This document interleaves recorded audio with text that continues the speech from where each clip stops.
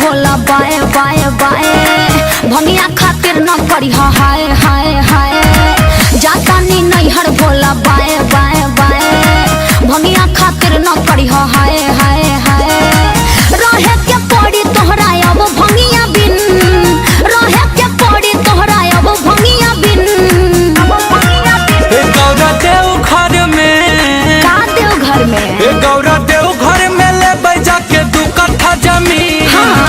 जे बैठे भांग पीसे के मशीन गौरा देव घर में ले बैजा के 2 कट्ठा जमीन जे बैठे भांग पीसे के मशीन। ओके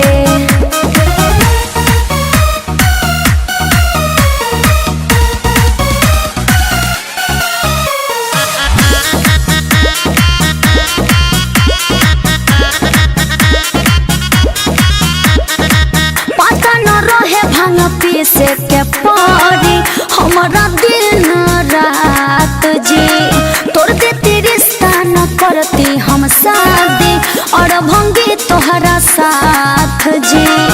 और भंगी तोहरा साथ। सुना गौरा हो मत जइहा हमसे दूर मन माने नहीं भांग बिना बानी मजबूर रहब न तोहरा घर अब एको दिन रहब न तोहरा घर अब एको दिन गौरा देव घर में गौरा देव घर में ले बैजा के 2 कट्ठा जमीन जे बैठे भांग पीसे के मशीन गौरा देव घर में ले बैजा के 2 कट्ठा जमीन जे बैठे भांग भांग भांग पीसे के मशीन। फुसलाई मत